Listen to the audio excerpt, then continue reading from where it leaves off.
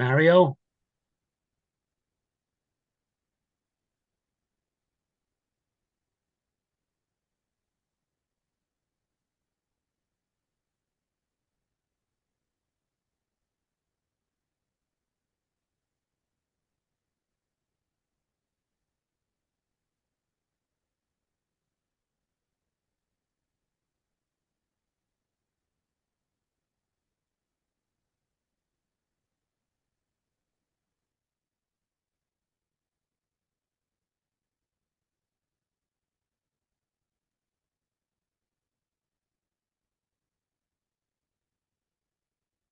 We ready?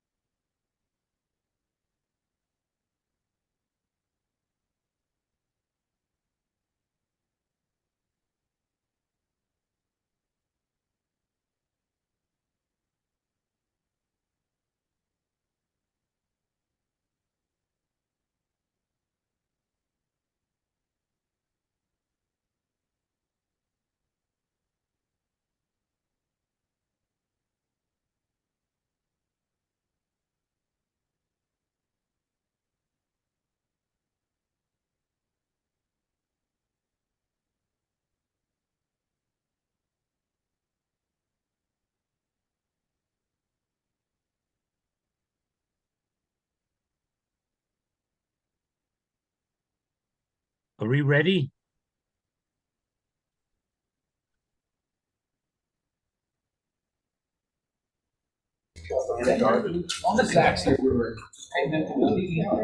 Okay. Start the meeting at 5:03. Call to order. I'm here. Mario's here. Gary is here or no? Yep. Is he? Yeah. I'm not in Florida like you. Oh, Gary, okay. Armand's here, Casey's here, Pat's here, Robin, Yep. yep, Donna, Yep. okay, Kathy, Yes. and Doug. Essentially. We got Wilson, Sue Ferguson, Fiona, John, Ellen, Dan, Dave, Kemp, Marissa, Brian Scott, Jeff Putnam. I'm here. Okay, anybody else that I missed? Zach and John Jenny. Okay, Albie. Zach, Oh. and Jenny, great. Who's that? Shelley. Shelley Rinaldi. Oh, yeah, Rinaldi, Shelley. Oh, yeah, Rinaldi. There you go. Okay, great. Agenda. I have 3 items to add to the agenda. Under D14, PCO 144. You'll get it when Dan hands it out. Also, 15 PCO 146. Dan will hand that out. Also, we want to, on E, we want to make that F, and F, we want to make that G, and we have a new E. Discussion of construction tech shop improvements. So can I have a motion to approve the additions of those 3 items? And tonight, I think there just needs to be a date change. If we're gonna approve the minutes, it's the February 16th is a Friday, so Thursday, February 15th. Where's that, Don? Just number 8 for future meetings. Oh, gotcha. change to reflect Change that. What's the date, then? 15. 15. Okay. One date left into the next one. I'll make a motion to amend the agenda. to Who was accept the- Ellen. Ellen. Ellen, and second, I'll second it. Robin. okay, further discussion, all in favor? Aye. Okay. Approval of minutes, So moved. who was that? Fiona. Fiona. Okay.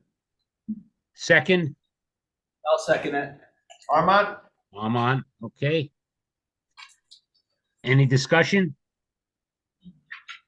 All in favor? Aye. Opposed? Okay. Any public? No public. Okay, Dan, progress status report. Good evening, everyone.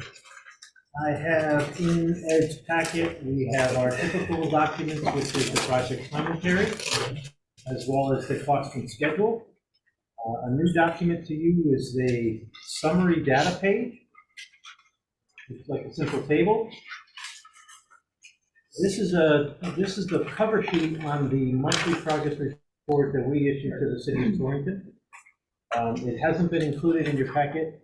You recall a couple of months back when we introduced a new table that we would put into the schedule section of my discussion. Has a lot of information, and after reflection internally at ONG, we said we shouldn't be changing up how we have been doing business successfully for many, many years. So instead, what we'd like to do is just go back to what is a single sheet of paper that provides a status update for you as a group on your project. It's a simple one-page snapshot. And if I can, I will run through that document with you. Next time, I think I'll put it on the screen. So at the top of the section, it refers to project substantial completion dates. Pulled from our construction schedule is what is in the far right column as current. The column to the left of that is the contract agreement dates. So you can see where we are construction-wise. Overall, our first delivery, Area 2A, ABCD, we're running a couple of weeks ahead. The second two areas, the gym and partially finishing the first floor of the middle school, again, a couple of weeks in advance. Area 2B, which is the balance of the middle school, back in the original document schedule, that was a June 1st finish, now it's a June 5th finish. Well ahead of what our turnover for August of that season. Area H is your auto shop area and the gym. As I've mentioned a couple of times, we're looking at the scope of work at that very carefully, trying to figure out a way to bring that closer to the start of the school year. In a couple of meetings I've had, actually several, with Mike, he understands that the physical completion of the renovation of the gym is the longest duration we have out there. And I'm trying to get it back to start of school, but I've always told him there's a potential for 2 weeks when we're not quite finished with the striping. The poly hasn't fully cured out yet, and that's reflected here in that date. We're working again to keep making improvements to that sequence of events. Lastly, we have our athletic fields in January 2026. Again, that's the old building's been raised. We've seeded everything. Really, we expect to have all the seed down and our site improvements complete across the athletic fields by the time the snow flies in that winter season. January 8th just happens to be the date that the project schedule is kicking back to us. Contractually, we know that there'll be overseeding that comes in March in the following spring season. And so that's why in the agreement we have, and we inked as our GMP, we put March because we do know that we have a little bit of punch or overseeding to be done in March. So that's a schedule brief look. Project percentage completes. Again, this is reflected by the project schedule, the durations of the tasks, the number of tasks that are completed to date, currently through the first area delivery, 56% this month. Last month it was 50, 36 last month, 41 this month, 38 last month, 40 this month, all running very consistent with the project schedule. No real ups or downs over this past month cycle. It gives you a construction budget where we are overall. In the top block of that financial section, that 158, 988, 625, that was the GMP figure that we had provided and all had agreed upon. The potential budget revisions, those are costs I'm carrying that I know about, and I'm always forecasting worst case scenario to the group and to Ed for his financial reasons. So that's a large figure, and realize that $1.2 million in unknown costs thus far is because we have a $1.2 million change that's still potential for the alternates that we agreed to at the last meeting. So there's really not that much still out there. Approved budget revisions, those are ones that have been already passed through and executed, so that the final cost currently to the town, to the city, is the 1.61 million. That's owner side, total cost budget. On the construction side, we run a similar analysis as far as what we actually have awarded to contract trades in the first line. In the second line is potential changes. Again, 1.2 million in potential changes there. Approved cost reflects the negative that we've already given back all those VE costs, and now that's been inked. So should all things end today, my contract with the city would be at 159 million, and so we would have all the remaining funds available. What those remaining funds are currently, we have $250,000 still established as allowances for 3 items that we still have out there that we have not bought yet. One is the acoustical panels at the rear end of the auditorium. Another is the roof system over the existing gym. There's been some concern over to whether or not the existing structure has adequate pitch. So we carried a cost in case we have to add more insulation. We do. We've done our survey at this point. We're now just confirming that cost. And item 3 is known as a BDA antenna system. It's a repeater that allows for better signals inside the structure, which we really can't get a best price for until the structure is up. So we're almost at that point where we can get pricing and purchase that item through our security contractor. Those are the 3 remaining allowances. And then at this point in time, we still have $1.9 million in the CM contingency. Again, we feel at ONG, this is a nice, easy snapshot. You'll see this as you go through month to month. We have 12 more of these meetings before the building kids will walk in. So you'll be able to use that as a tracking tool. I wanted to explain that document. Again, it's been with ONG since I came aboard, so that's 21 years. Okay, so now to our project. I am going to have to wake up my computer and join you guys.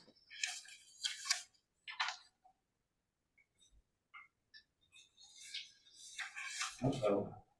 And enter the insanely long password that our company requires to get access. Jeff, you appreciate that, though, right? I do. And for some reason, my battery life has been less than an hour, so I waited till last minute to turn this on.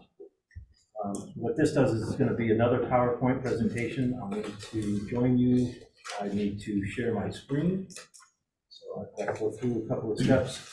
I'll start just by overall project commentary. Again, it's in your packet.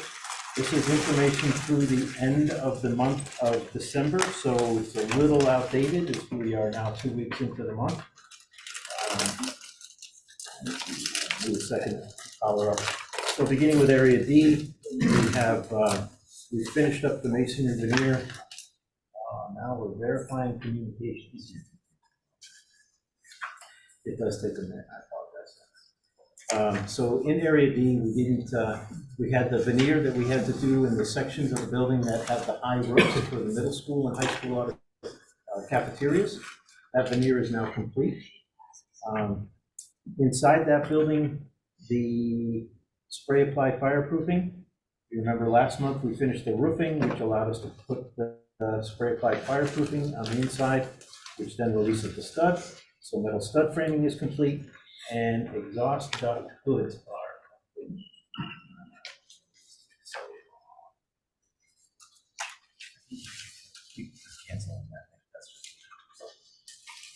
All right.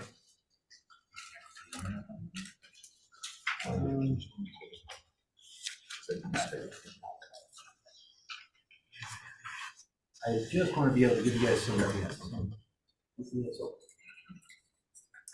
give you some graphic.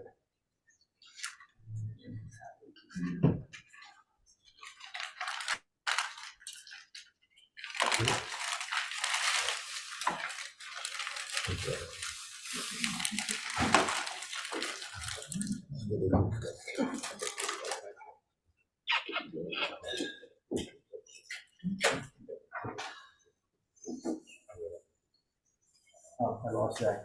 Zach, go in there. Zach, what are some high points? High points, major milestones of last month. Ed's favorite curtain wall. Yep. The giant window at the end of Area A. We're just about done framing it. Glass actually hit the site today. So over the next couple of weeks, it'll be throwing up all the backhands and stuff and then putting in glazing. We're projecting up for the first week of February. All the glazing will be in for that. Another major milestone is Area A should be substantially complete with all the drywall, at least the hanging, the taping is chasing that up. So after that point in time, we're going to be progressing down into the auditorium, academic arts areas around there, and then progressing through the kitchen for that. No pressure yet. Exterior wise, all the windows should be complete in Area A, all the punch windows by the middle of next week, pending weather. It's kind of slowing them down a little bit. After that, they're gonna start chasing around the building. They'll do the few that we have in the kitchen, then you're gonna start seeing the virtual windows going into the building in about 4 weeks. Middle of February, they're gonna start pushing those out. Pretty much it for real major milestones on the outside. Site work wise, we completed the detention pond last month. So all pretty much the major stuff. Utility wise, other than the water, which we'll talk about tonight, it will be complete. Around mid, you're going to see us potentially start boxing out the site and putting in curbs, starting some sidewalk work, things of that nature. Kind of the overall plan for that.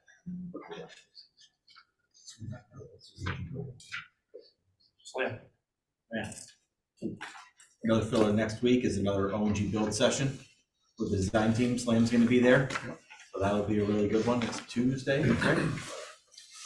That's exciting. Here's the real, and it's if you just arrived. Presentation begin here. All right, thank you, Zach. Thank you, Dave. So I mentioned the veneer on the roof. These photos are actually mostly in your packet as well. And again, a little dated. So what you're looking at here is we're on top of the main Area C, academic arts, and corridor outside the cafeteria. So this represents the high part of that roof, that part of that building structure that has the elevated portion of the cafeteria. Masonry now is complete there. Still needs to be washed down. We're there. I mentioned the spray applied fireproofing in the same area. For those of you who were able to take the tour last week, that was that large depression area. That is where the walk-in cooler and walk-in freezer reside. To Zach's point, we have that work scheduled for 122. It's coming as planned. Next photo is the framing that followed the fireproofing. So now all of the framing that makes up all of the remaining partition walls through the central portion of the building are all complete. This goes back again a couple of weeks, so now the electrician's actually been through this area quite a bit. So area D, flowing through the building from the classroom wing. Our sequence of work went from area B to area D. Look at my notes to see what I'm looking at. Oh, here's my hood duct. So now I'm in the kitchen, I'm looking at the ductwork that was installed. As we install the cooking lines, there's giant stainless steel hoods. The ductwork above that is called welded duct. Here's a picture of it. Now I'll move on to area B, our classroom 5-story structure. Nice photo of the ONG banner and the completed window installation. That was for Dave. Mr. The banner. Hold on, if you want to bring it up, one of the corners is flapping today. It looks great. So in area B, sheetrock course complete all the way up through the 4th floor. Priming and painting, 4th floor wraps up. Down on the lower levels, level 1, ceiling grid system started back a week and a half ago and is progressed now through 1st floor, looking ahead at 2nd floor. It's nice to be able to go into the space and see the real feel of the rooms. When you go into a space, you have the accent wall behind the teaching wall that's been painted first coat. And then once or just prior to grid, the overhead chilled beam systems. So that's your cold air distribution, air-conditioned air that's entering the spaces are being hung and brought up in all the spaces. With the grid installation, our next step is to bring in the registers, ceiling registers for HVAC to set those ceiling grid or chilled beams into the ceiling grid. Moving ahead to area A, exterior wise, continuing to set glass. The curtain wall 1, which is the big one facing us here, as Zach mentioned, glazing arrived today for that. The curtain wall systems, the frames have been installed. There's what they call back pans that go at the floor lines. Those are in process. Glazing will start, I'd say, by Tuesday or Wednesday of next week. We've got a couple of cold days in front of us. But that'll facilitate the rest of the glazing. The glazing has to go all the way up, and then we'll pull all the partitions off the interior. As the work progresses through area A, the key is to get the glazing installed and temporary partition or protection window from the windows so that the drywall contractor can wrap and finish all the drywall into the alcoves of the windows. He's tracking right with the drywall. The drywall released today, actually, the final building inspection on all the in-wall rough work on A4 passed inspections, and so drywall can proceed on the 4th floor. The remaining windows that you see that have temporary plastic, I would say by end of day Monday will be out. Let's see, so another picture of the area A storefront, exciting that we're at the 1st floor, at the courtyard elevation. All of that storefront system and glazing was installed, temporary protection moved out. Again, for those who were able to walk the project with us, you now get a much more better feel as you enter the space on how impressive that storefront system will be. The other thing we did in the past month, we did our first air infiltration, water infiltration testing on the storefront systems that were installed. That's a picture of the test. John, there's John in the picture on the far right. Just keep an eye on everybody. I think I mentioned it last time, or I might have, that we had a perfect test. There was no failures. We have our next test on about February 18th, February 19th, and we'll be testing that primary curtain wall 1, as well as the radial storefront that you just saw on the 1st floor. Next picture is how far along gypboard is. I don't know if this is the 1st floor or the 2nd floor. Oh, there's a big 2, so dead giveaway. 2nd floor gypboard is proceeding. 3rd floor is just about wrapping up as the team is moving from 3 to 4. Taping on the 1st floor. Area C, so not many studs up here. It's in progress, but at this time it is framed. And that is the central section of the building, the main corridor that takes you from your classroom A and B wings through to the serveries and at the back of the auditorium. This is again before the stars went up, a lot of layout, a lot of heavy mechanicals have to get from our lower level B through this area. So that's really the heavy work that's going on presently. All the hydronic pipe. In area C is our auditorium, big scaffold system and the dance floor, and the trades are up there. There's a lot of work that has happened up there at this point in time. That's the rear of the auditorium. That's above the level of where the spotlight guy likes to be. Is that what I'm saying? It's like 20 feet, 25 feet in the air? Yeah, yeah, it's actually at the two elevations because of the sloped roof. Yeah, but that's actually sheetrock now, and that's getting painted because those two penetrations through the structures where the ductwork enters the auditorium from the air handler that's outside. Let's see, so that's moving along. Auditorium is moving along. Area E and F. On the exterior wise, last month we finished all of the masonry. So if you remember on the parking lot side, where there's the north facing elevation, there's two portals. Those got framed in the past month.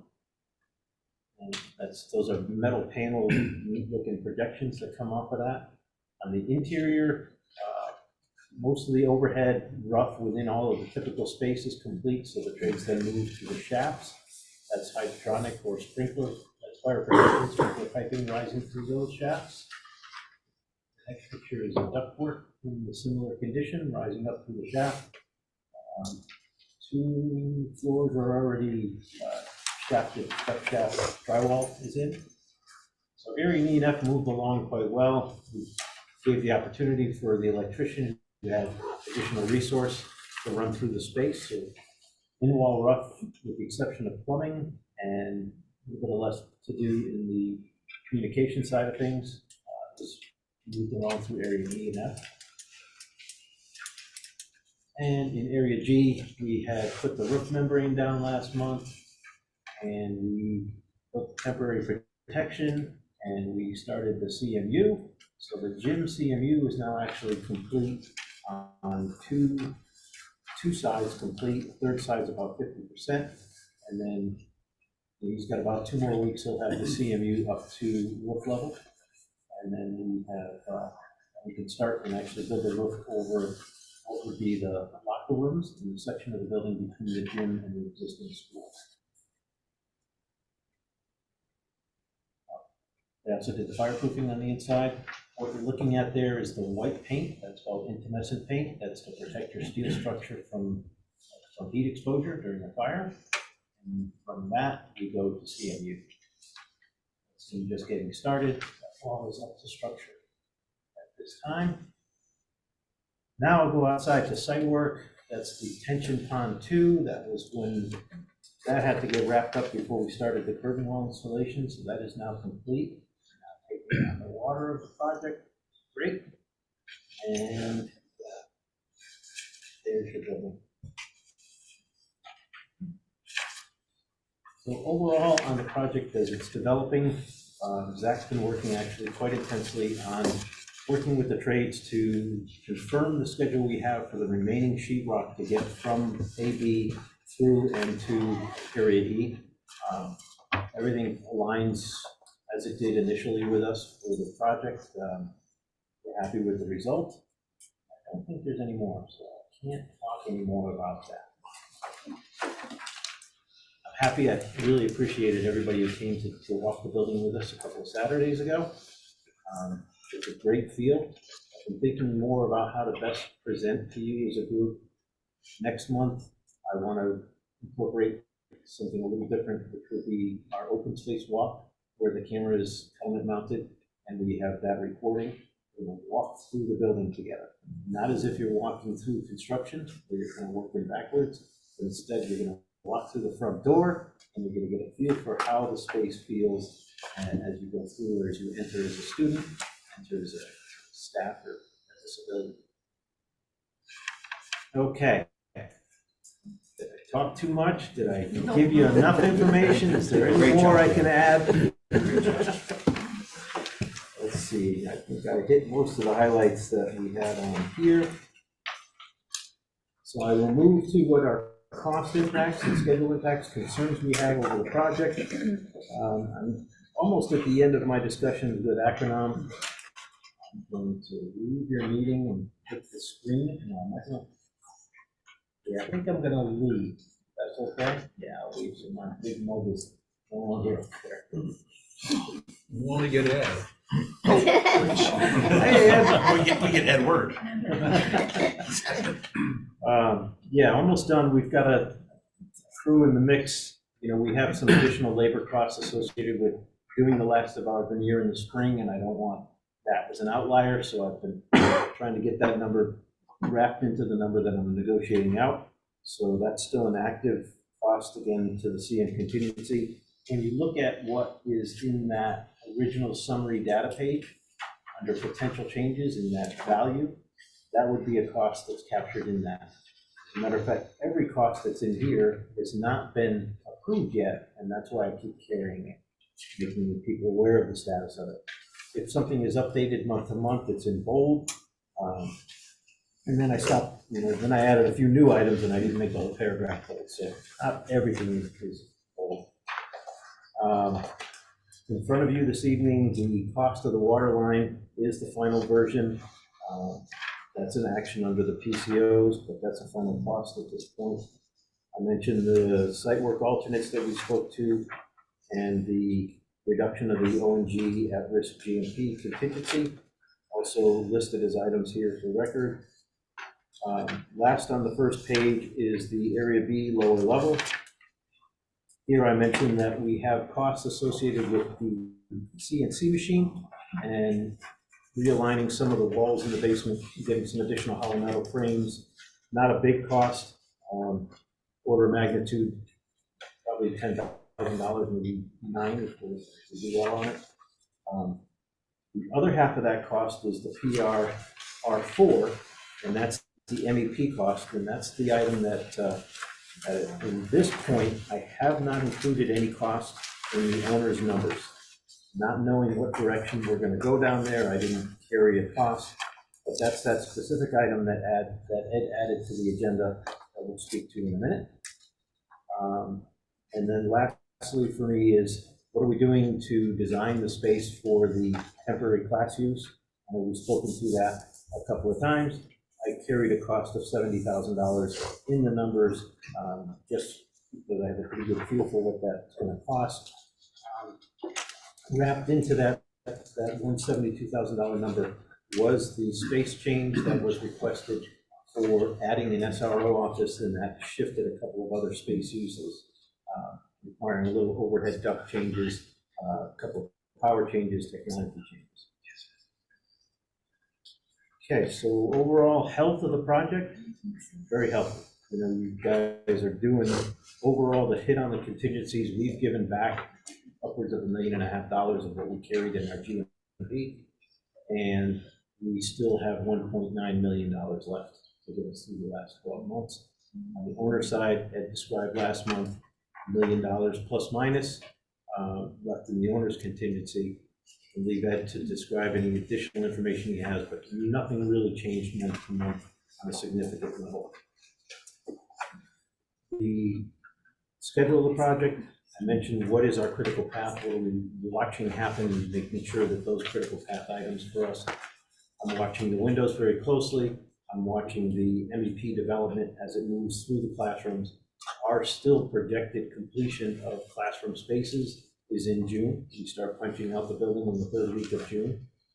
We need that much time to punch through literally about 120,000 square feet of classroom space in order to be ready for your FF or your deliveries. Nothing significant has changed to impact that. We have a couple of little things, grid layout issues. MEP guys didn't get the little valves that control the control valves that deliver water to both the chilled beam system and the radiant water system. It's a couple week hit, but they have to work through grid, not a big issue. Overall, really no big issues to tell you about. No big overall concerns over delivery of the project schedule. That said, it's the B lower level that we've had to change up. And we were looking to move our team from drywall on the fourth floor of Area A, come back and run through the lower level, and then head off into the academic arts, servery, kitchenette. We're unable to do that. We just don't know what we're building yet down there. So we're moving that section of the building a little faster. As I mentioned, all the studs are up, the electrician's already in there.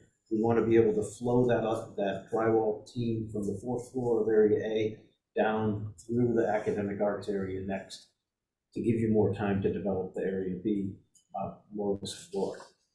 That's pretty much my only concern about schedule, how that plays out and how much more time is needed down there.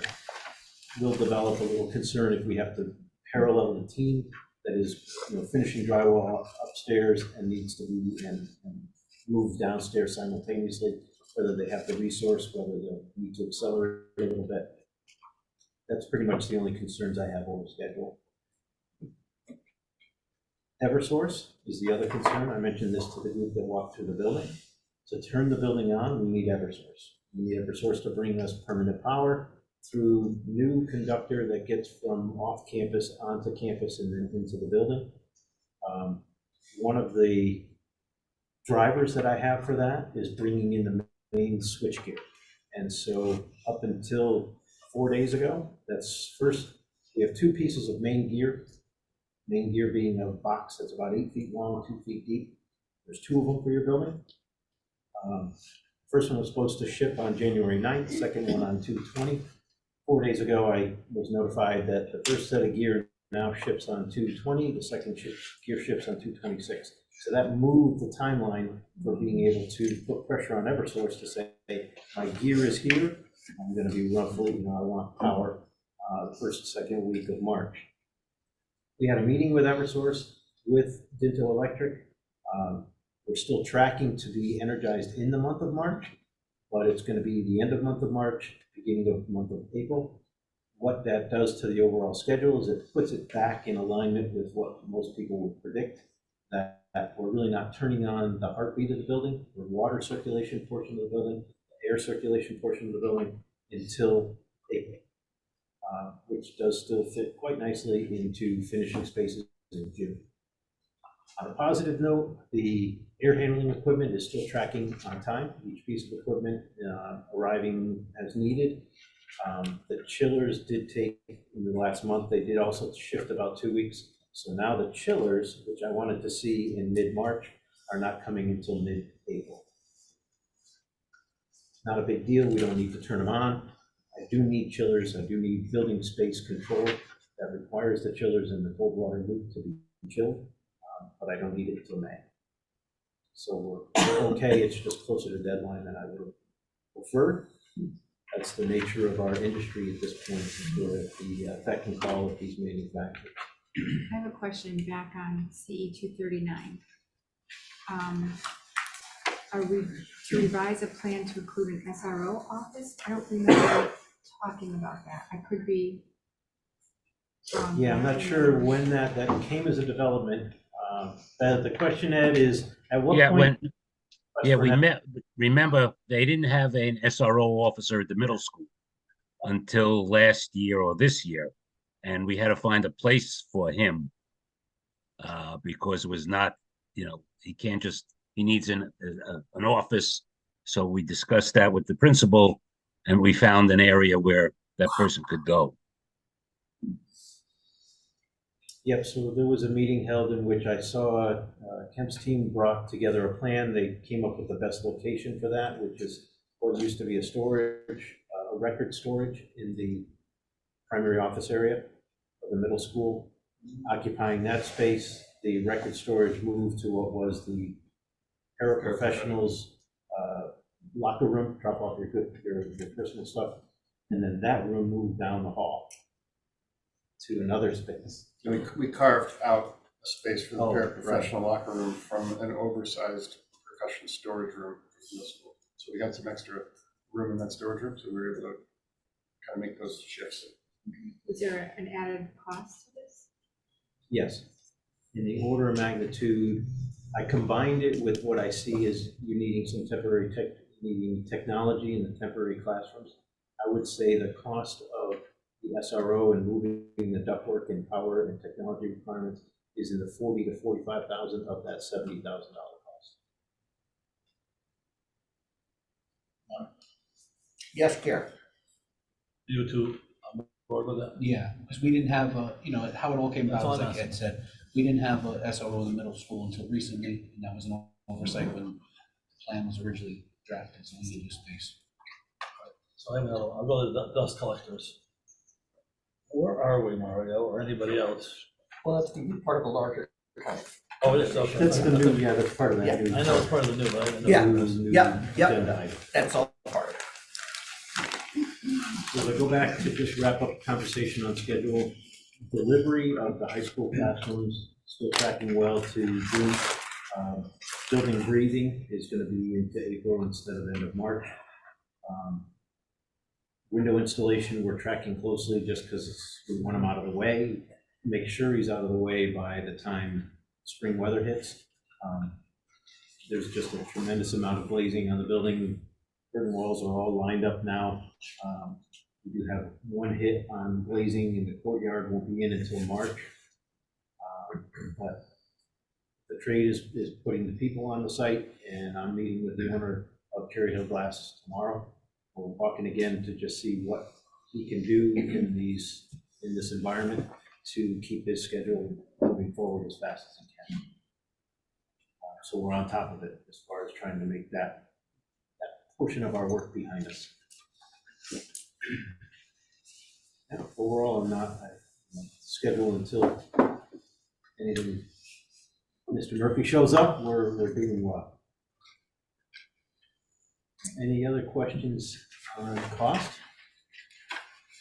or schedule?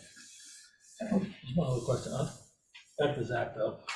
We talked about next going into boxing out, and you mentioned curbing. What kind of curbing? In March, In March? it's precast.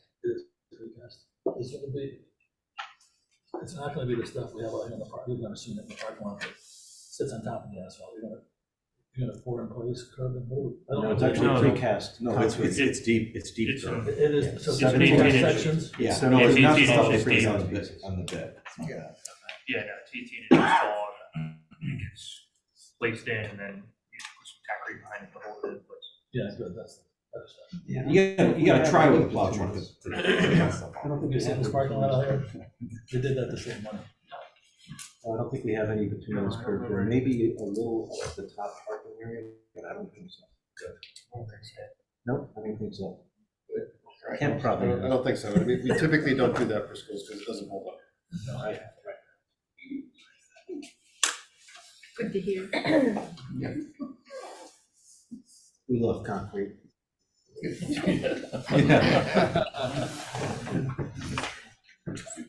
We have the supply. Thanks, Dan.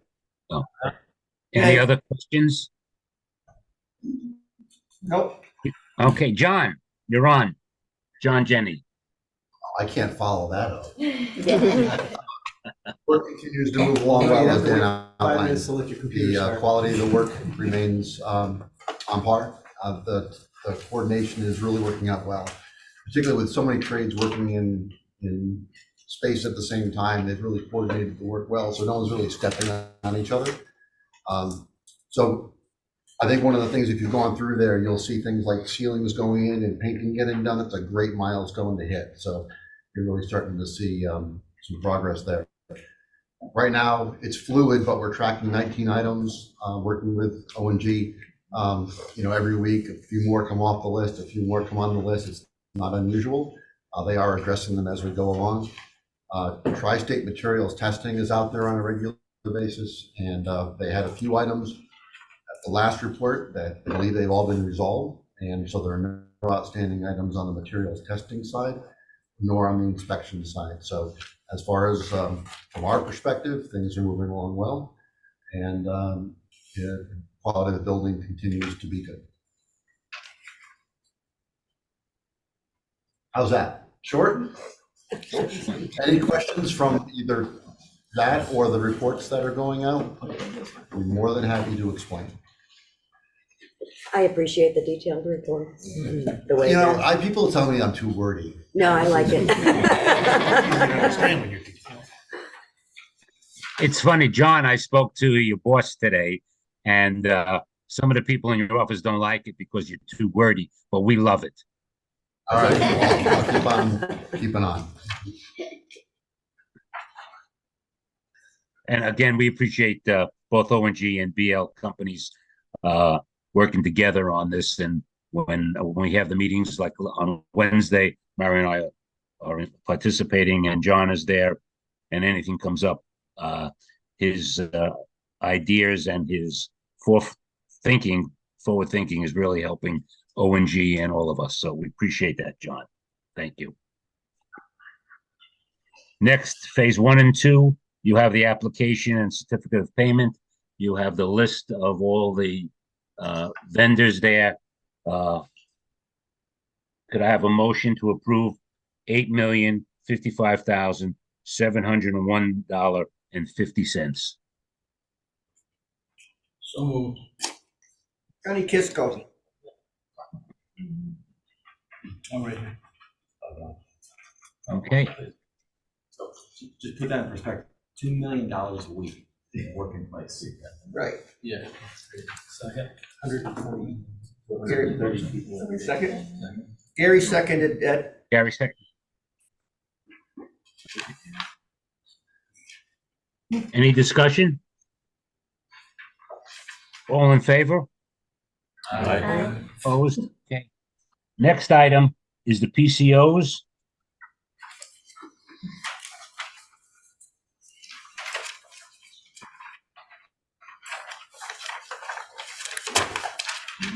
Ed, can I ask a question? Yeah. Question. I'm just Yeah. trying to understand how we have a change order, some of them water main extension, but when we're structurally changing rooms around in the building, we don't have a change order. I'm just trying to figure out like what our responsibility is from the We committee. do. If we spend any money, you will get a PCO on a change order. Right, so if I may, like specifically on the first space use change, we had PR, it's known for us as PR 40R2. So it was the 40th proposal request issued by SLAM with new construction documents. We are pricing that through, and I'm still negotiating to try to get some better numbers. And that one is a little bit complex because it contains the lower level floor plan that we thought we were gonna build, but then time out, we're not gonna build it. So you haven't seen a PCO for that as a lump, but it still hasn't changed from the approximate value of 250,000. Right. That's Would we see the 50,000 is a carry PCO cost. before you do the work, or would we see the In the case PCO? of PCO 40, the decision was made that we had to proceed based on an order of magnitude and keeping the project schedule. So I'm just referencing right now the SRO office change, Right, just, so that's always our goal, is to try to get to where we can get a price and get it to you, and you can make a decision before knowing what the total cost impact of that change is, ahead of initiating that change. And that's where we're skipping the B lower level, because we don't know if you want to spend the kind of money that's being considered there. Same situation with what is PR 60, which is that SRO office. We received the design change, immediately go out to the trades, I put the order of magnitude together, and I know that as it relates to area E and F, we've already framed. We were able to stop the electrical infrastructure in the rooms that were affected, but the ductwork is installed, fire protection is already installed. So those costs are, if you make the change, there are gonna be rework costs. To answer your first question, we haven't proceeded with any of that work in the SRO office change. We've suspended the work that we're trying to save you money on, so you don't have to do it twice. But we haven't proceeded on any of the new work, because I have about 4 weeks to get that pricing in, get that pricing approved, and not impact the schedule of delivery of area E. I'm not saying I'm opposed to it, it's just as our contingency lessens, I think we have to be more and more conscious of what we're changing. And your point is Right. very In at good. the last meeting, remember I gave you anticipated costs from contingency, we listed the PCO 40 at $250,000. We also put in there potential items not included, 200,000. And that was the time when ONG and came up with paying the contingency at a $750,000 to pay for the sidewalks and so forth. And we were going to pay for the tennis court. So that was the last meeting.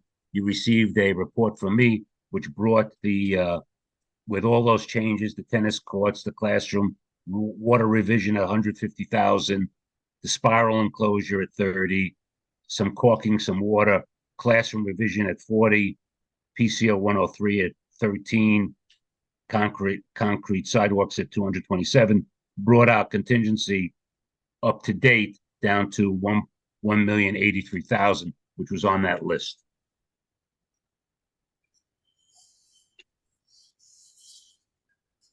Okay.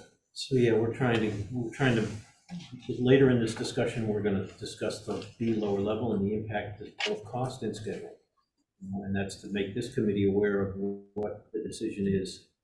It's of an order of magnitude that we, the ONG, Mario, and the whole group says, this is a team decision. Thank you. Do you want to stay on agenda? Does anybody want clarification? Do you want me to run through all 13 individually? Mention what they are, what generated the change? Sure? Yep.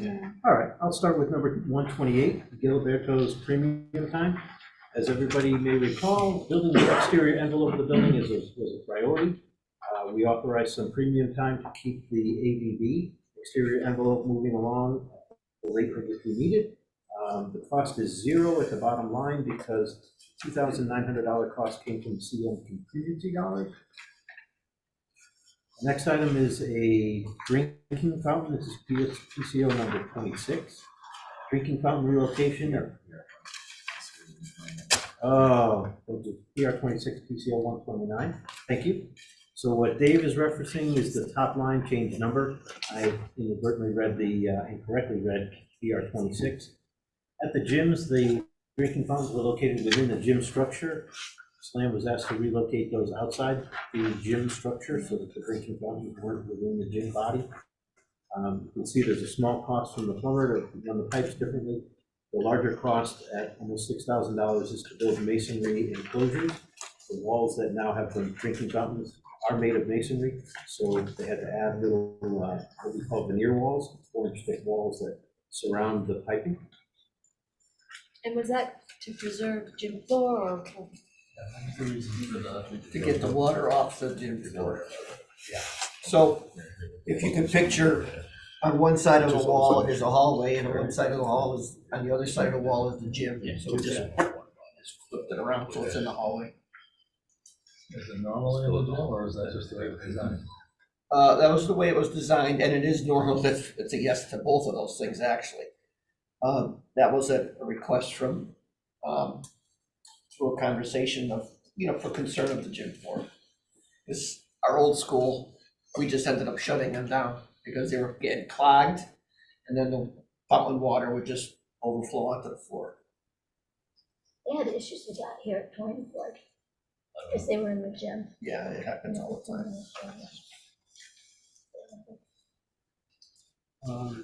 Next item for me is PCO 130, temporary waterproofing.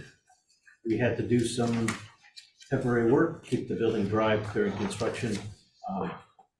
$2,700 cost applied for the CM contingency. Excuse me.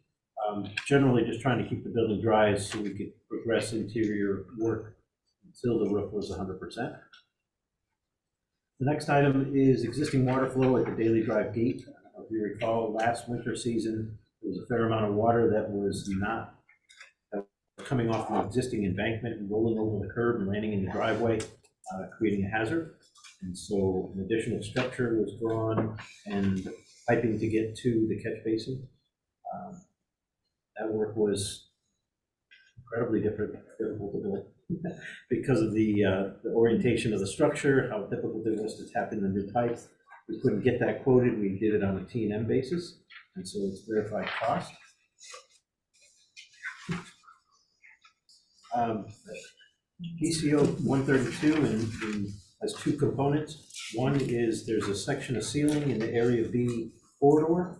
When you're walking from the main entry around the corridor, there's a section of duct shaft that comes down, and it came down too close to the ceiling line to allow the light fixture to fit in between the ceiling grid and above. So SLAM designed lighting that would be wall sconces, similar to what you have over in that book nook, book reading area. And they added 6 of those fixtures just to keep a consistent architectural element to that. So that's an add cost. And then they realized that in our review of how many light fixtures were in those corridors, that there was too many light fixtures. So we got a credit back by reducing the quantity of light fixtures in the balance of the corridor, making for a $2,400 net change. The next item is a fairly expensive item, is you are walking into Area H. If you're coming in the main entry of your future, you're walking towards the existing gym, you've gotten off the bus and you're walking into the building. To your left is a large bench that sits up against the storefront window system. As originally drawn, that bench was framed, but didn't have enough strength in the metal stud framing to support the weight of people sitting on it, and incorporating the radiant heat tubing that lives also in that framing. So as a result, we got the credit back to build it out of studs, which was cheap, studs and drywall. But instead now we are building it out of lumber, all casework lumber, so that there's buttresses. So the large cost there comes from the millwork contractor, who now has to build all these buttresses in order to carry the load of people sitting on this bench. How much was the credit we got? The credit came back from the framer at $2,400. That's second line.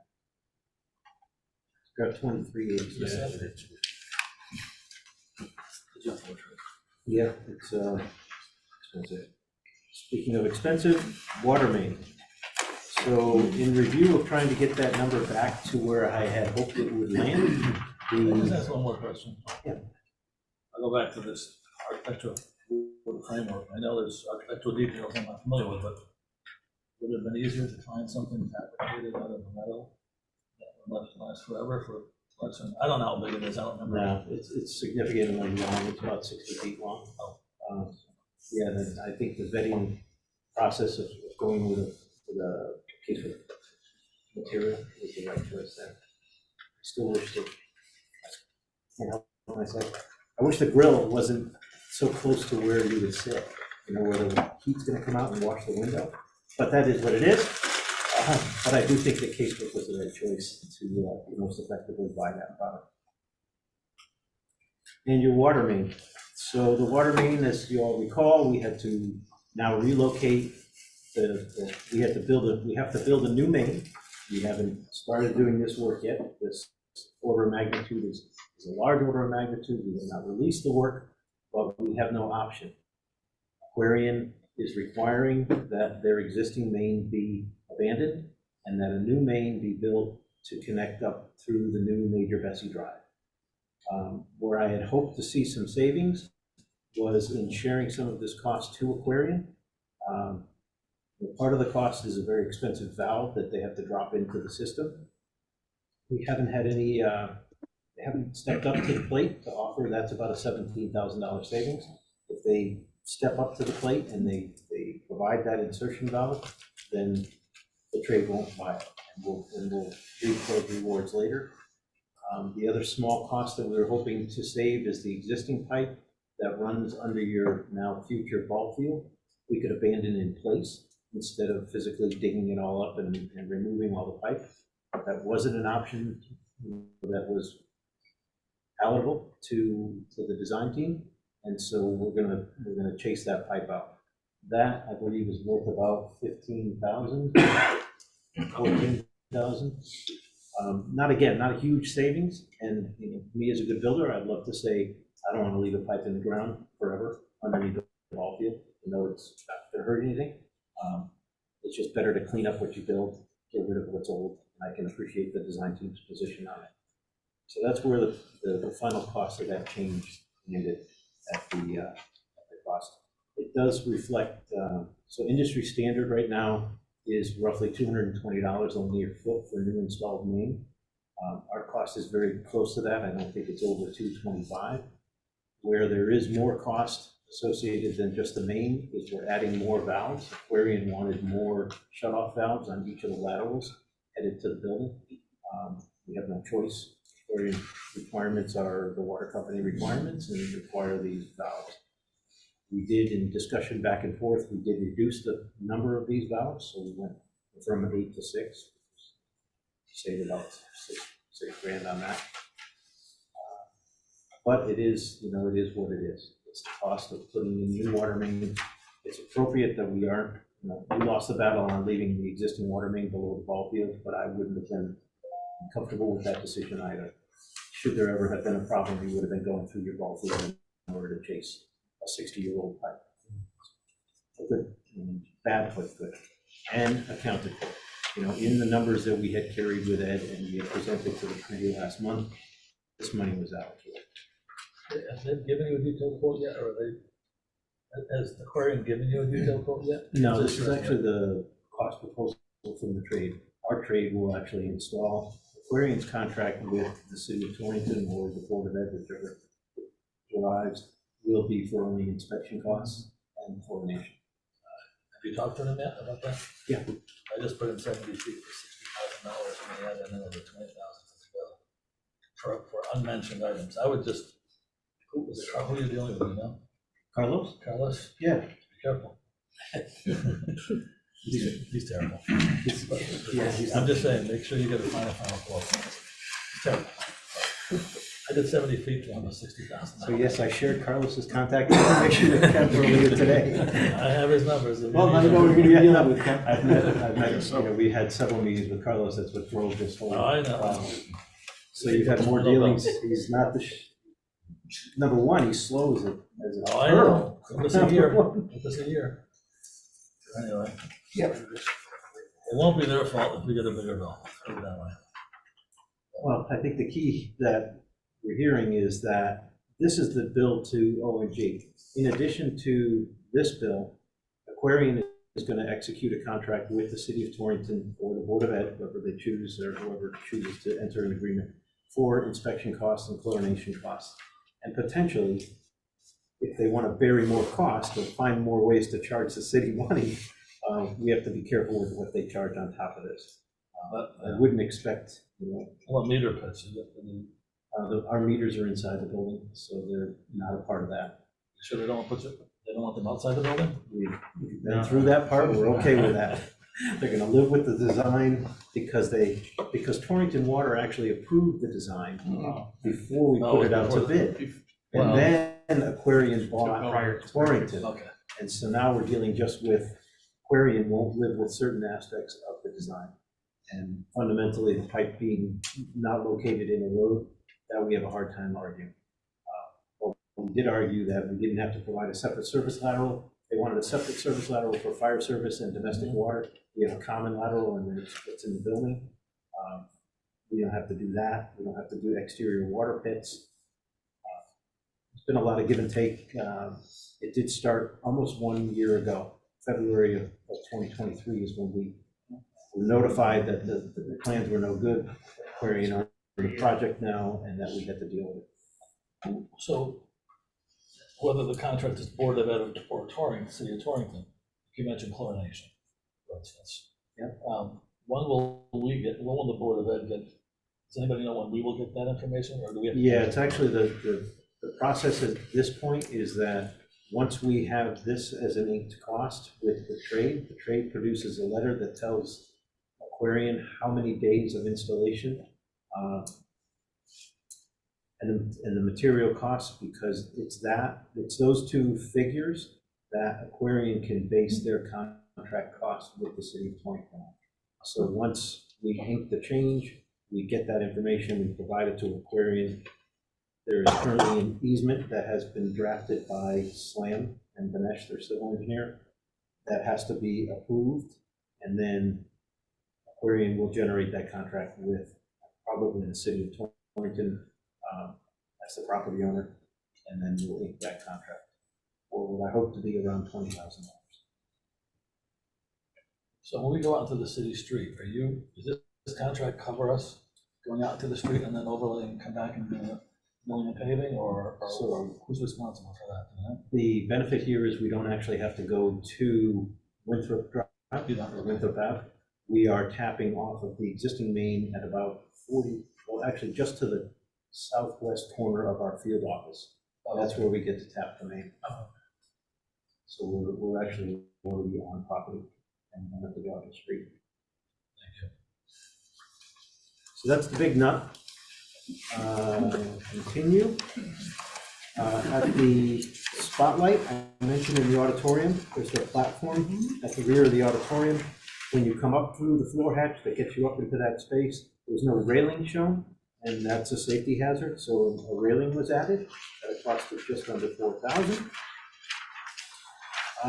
We redid the pipe coordination on where Eversource's poles were going to set, and in doing so, they issued a PR.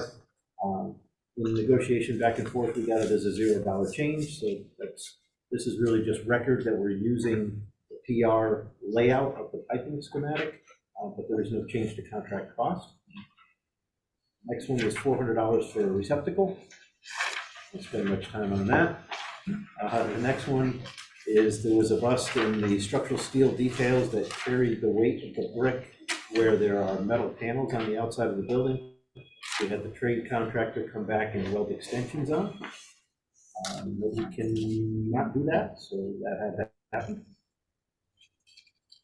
Let's see, at the existing sanitary manhole number 1, that is an existing structure that we thought we were tapping into. When we went to tap into the structure, we found that the existing structure was made of brick, old day construction, 70-year-old construction. It's not something you want to keep permanent in your project, so the manhole structure was replaced with a new manhole structure at a cost of $13,000. And lastly, we looked to what is known as luminous base. In the current code, you have to provide a photoluminescent base on the paths that will get you out of the building. So what that is a little 1-inch strip of glow-in-the-dark tape that gets embedded in the rubber base. And then where there's no rubber base, you have to go on the wall or go down to the floor and then back up onto the wall. And the beauty of that is nobody likes it. It doesn't seem to work very well.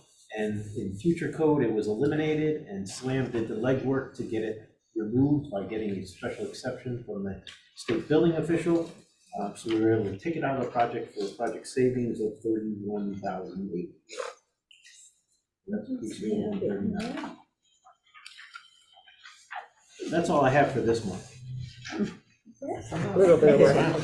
Except for the last 2 that I passed out. Okay, so not on your agenda, but also for action in this evening's meeting. I generated the documents and failed to submit them, so that's why they didn't get to ed. These are the 2 documents that we voted on, I shouldn't say we, that I presented and you voted on at the last meeting. That's for the 4 site work alternates at an add cost of $1.26 million. And then the agreement by ONG to reduce our contingency and give it back for a credit back to the project for $750,000. So those are the last 2 that will be added to your motion. That would be PCO 144 and PCO 166. Yep. Could I have a motion to approve all the PCOs that were discussed? Who was that? Armand. Second, Second. Gary, Fiona, Fiona, okay. Any discussion? All in favor? Aye.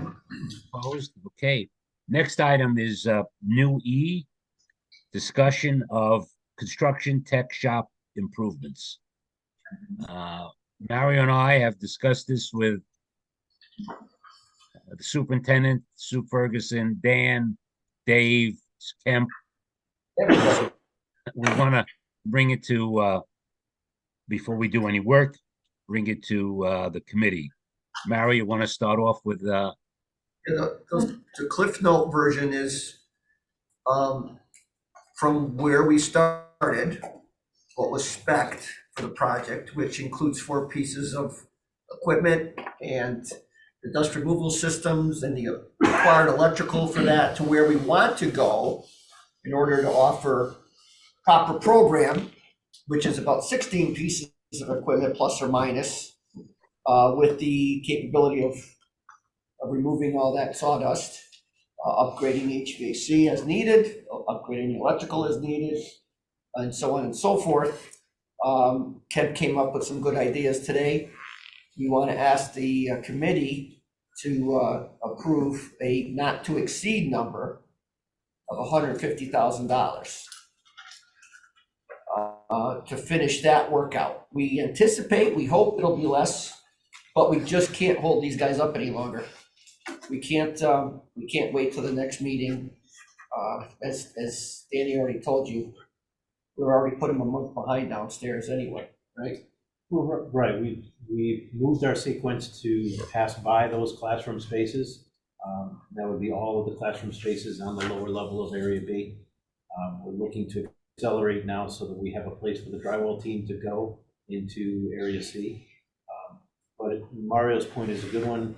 The time it takes to get from this point where you're making a monetary decision to commit, I've looked at what was provided to us was a memorandum that described, if we're going to now accommodate a wood shop that has 16 pieces of woodworking equipment, we're going to need to upgrade power services, and we're going to need to upgrade dust collection. So in a worst case scenario, the original dust collector, which is already bought and fabricated, is no longer usable.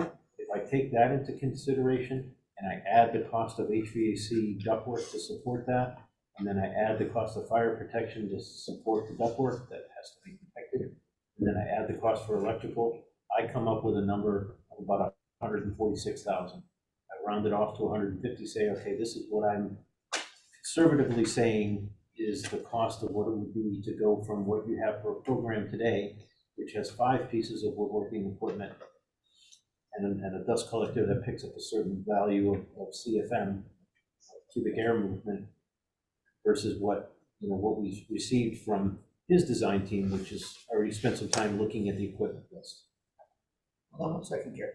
So, so this design is based on our visit to Manchester, right? And we keep saying woodworking equipment. It's important to know that it's a construction tech shop. It's not just woodworking, but we went to Manchester and observed what they had there. Matter of fact, I think we got the list from them, right, Ed? Yeah. And are trying to implement it here. Correct. Go ahead, you first. I'd like to ask the committee to consider supporting this, just because I feel very strongly that we've met the needs of all the other subgroups in the school, whether it be music or art. We have a large population of students that would really benefit from this, and I think if you're going to do it right, or Well, don't do that's it it. at all. Yep. Go here. Just so everybody, this was the original intent of this space. Correct, How it ever got to where we ended up a couple Correct. months ago, I have no idea, it doesn't matter. right? But it does meet the requirements of what the union's requesting, what they suggested in the design, what some of our experts had suggested, and it has to be done. Yes. There's I no. mean, we have all the, as we spoke with the superintendent today, we have all the pieces that we need for those types of kids, right? We have the agreement with the union. We have relationships with these guys. We're going to continue to bring in trades to talk to these kids. It's the time to do it and do it correctly. Well, and as a reminder, it really doesn't just cover working with wood. It covers Correct. building wall sections, plumbing those wall sections, wiring those wall sections, putting some roofing on, small mansard, taking it apart, anything, concrete, Yeah. all the issues of mortar, So- possibly fabrication. So we think by allotting the money, obviously, it's going to give us the flexibility going forward to make it exactly what we want it to make it. And that's what we saw when we went on our site visit in Good. Manchester Yeah. too, and having the set up and framed out like this will allow us to implement the type of curriculum that we're looking for. I'm all for it. Is there enough room? You're saying like Oh. 2 pieces of equipment versus 16? No, there's I mean, room, yeah, there's room. There's room, but there's changes, right? Unfortunately, this dust collector can't go back, it's made to order. So Can it be sold? We're gonna, sold, There's Kemp, other ideas. Kemp's crew is working on an idea. So we don't have to buy another full-size dust collector, that we buy some canister style ones, kind of like a car wash vacuum cleaner almost, that collects the sawdust. And it'll supplement the big one. Right. Because if we do buy another big one, there's difficulties with that too. You gotta poke through the masonry, you gotta find room outside for it, and there's a sidewalk that travels by. So it's not just as easy as adding another one. So we think we're gonna supplement it with these units inside the building. Question. And there's room, Yes. They fit. We need to work it out.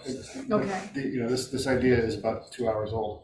We need to do a little bit of investigation. Ian, you haven't gotten. It's a little late in the process for this, but location of the construction tech shop in reference to the other classrooms, I hear dust collection system, those can get noisy. And if you're talking about a larger one, there's more noise. What Right. considerations that you take? Yeah. For The the room noise has, factor? the room has acoustic isolation between the floors, so we have that noise How about the, isolation. so, but something's gotta go outside. And the This Does go up. $50,000 dust collector will be outside. is outside. So you have the Does have space sound for it. attenuation in those, in the original. You just have to plans. configure This is a that. bigger system than it was. Okay. Does that make No, a this is the major one that was factor? spec. Okay. It was spec'd all along, and, it has built-in sound attenuation. It's gonna be, there will be a classroom up above it. But, I mean, based on what we've heard from those classrooms, even without the acoustical ceilings in them, they're pretty soundproof. Oh, Quick question, is the equipment itself, the additional 12 pieces, is that gonna be a PCO to the equipment or FF&E package, or where does that, I'm fully in support of it, it's a great idea, but just so the committee is aware, where's the next chunk of the money? and could that be purchased under, well, some of the stuff, remember, we're taking from what we have, and the other ones will be on the, will be through the FF&E. But a lot of it is we already have some of that equipment already. The bulk of it's coming from your current shop. Correct. Oh, okay, The equipment is gonna Okay. get moved over and then. See? okay. They were not naming it I after you already guys. made him put then. that. If only you were the first person asking that today. All right, so we're looking for somebody to make a motion to allow us to not to exceed $150,000. I'll take the blame. Robin and Fiona Okay. and Gary. No, So thank you for your support of it. I think it's very I didn't important. want to do the other one. Oh, yes. Well, discussion. To clarify, does that 150 include any new machinery that we may want? No, that's out of the separate kitty. So do we just need to be more specific in the motion as to what this covers? These are hard construction costs. So I will rephrase that. Looking for somebody to make a motion for a not to exceed number up to $150,000. I'll amend it. I'd like to amend the motion to not to exceed $150,000 for construction costs associated with the construction tech space. Amend the, Fiona and Robin. How's that? And please come back soon. I don't know. Hey, I almost came back because we had a problem with that house. I mean, my house almost burnt down. So, Really? yeah, Didn't tell me that. problems. All right, Okay. any other discussion? finish the vote. Any other discussion? No, all in favor? Aye. Okay. Passes it. Good. The next one is your analysis of progress payment. We did receive progress payment on January 5th for 2 payments totaling almost $8.8 million. The next payment is delayed because we have a new superintendent and they're trying to, they're trying to get they're trying to get password for him, which I approved, he approved, but this. The state takes their time, now passwords. Very top secret. Yeah. So I sent a note around just to the mayor, to Michelle Cook, to the superintendent, to Mario, to the controller, and to Dan, the treasurer, just letting him know what this. I've been in contact with them constantly. Let them know what the problem is with the state. So we'll see what happens. All right. Next, payment of invoices. The first one, Innovative Engineering, $6,183.92. Could I have a motion to approve? Second. Who's that? John Kisco and Miss Porter. Who is that? Say that again. Kisco and Toter. John and Kathy. Okay. Hey. All in favor? Aye. Opposed? Next one, Slam, $57,390. Can I have a motion to approve? So moved. Second? Ellen and Gary. Second. Okay. Any discussion? All in favor? Aye. Opposed?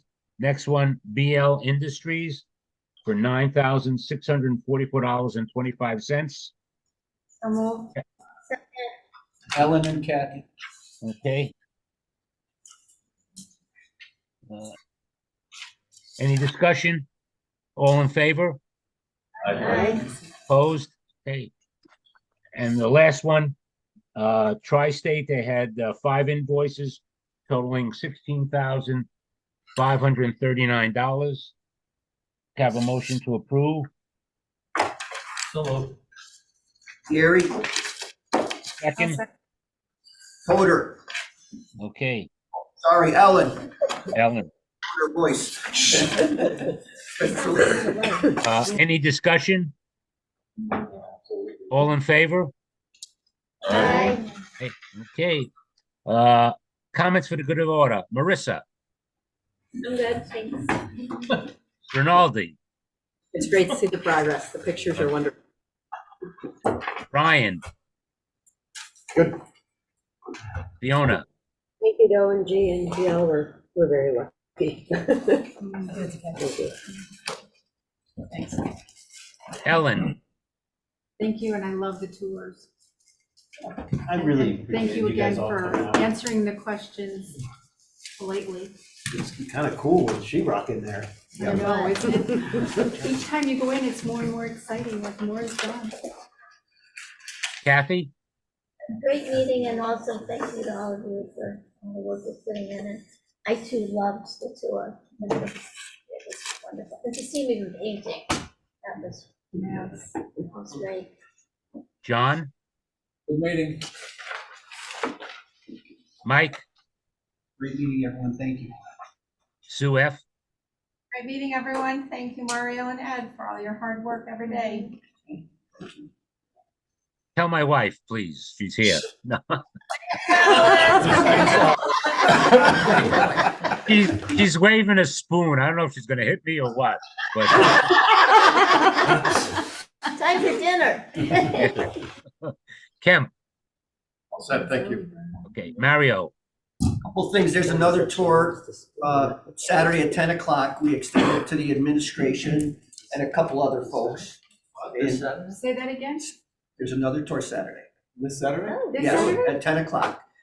It was extended to administration. Does Dan know? Does Dan- Because he Yeah, looks a Dan little- knows. I know. No, I told whoever was on tomorrow for Saturday.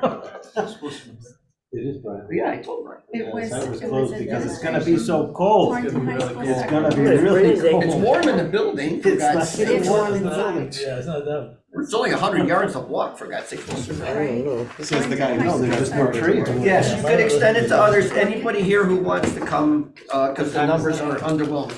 10 o'clock. Yeah, if we can set a time, we didn't have coverage planned for this Saturday. We typically do, but because the trade base wasn't working, we're going to give Mr. Bryan his day off on Saturday. Oh, But he will come in. no, because no, no, he no. The will next come time. in. No, we'll put it off a week. Yeah, Then put I it have off to a do the week. tour. Yeah, but that's fine. Yeah, but they love that, because you talk forever, Dan. That's what they want. I don't know if you were available.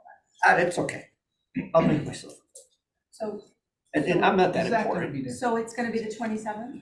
Yeah, you wanna do that? Yeah, I don't want Brian to come in just for that. No, we don't want that. It's okay. Don't mind it. It's okay if you come in. It's a free Wait, either for his way. agenda. Yeah, even in the. The 27th? Yeah, all right. So Okay, forget- Brian, you have any, Dan, you have anything? Can we look at, the stairwell going up to the roof access, right? Yes, There's a gate up top. there is a fenced enclosure. Can we move that down one landing? Does the fence go to the fourth floor student access? Yes. It does. Yes. Okay, because I was under the No impression there was a students can dead go- end. No student can go up that enclosure. Right, so they're stuck on the fourth floor as far as going up. Unlike not now, how they get on the roof from the outside and go up. Right, This will keep Yeah. them up. yeah. Okay, So wait, is the tour Saturday or next Saturday? oh, we're gonna make it next Saturday. I don't want you guys working on Saturday, God forbid, geez, all right, come on. Put together a Super Bowl pool for those of us coming. Oh, all right, it's up to you. It's a Okay. couple days after. Dan, you have anything? I appreciate everyone's, involvement in the project and making my life more interesting. And the scope of work in an area that's almost finished. But we will get it done. And thank you for your patience with us. Dave, you have anything?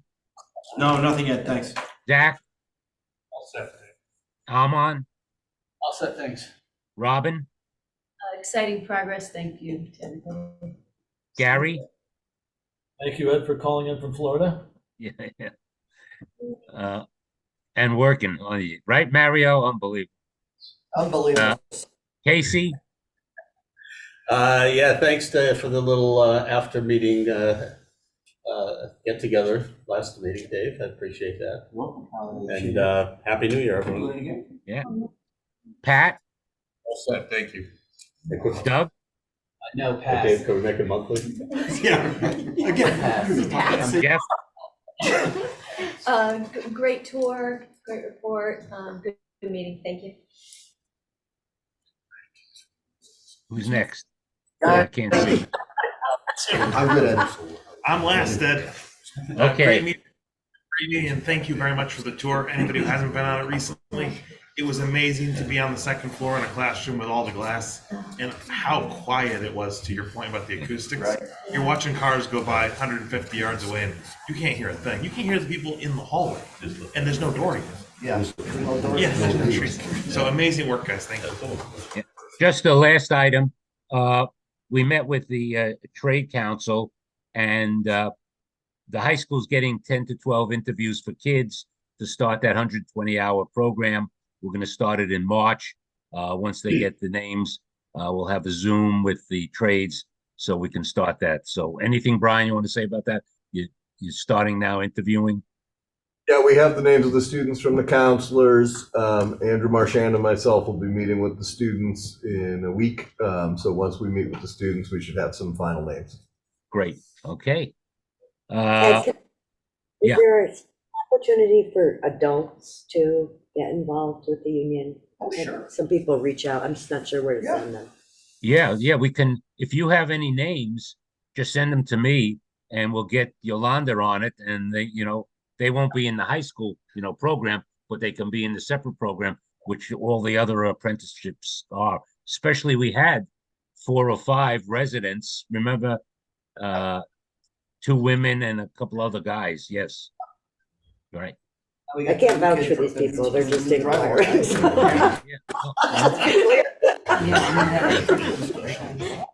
Next meeting, Thursday, February 15th.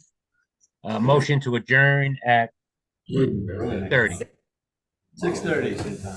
So moved. So move. Okay. Everybody have a safe trip home. Yeah.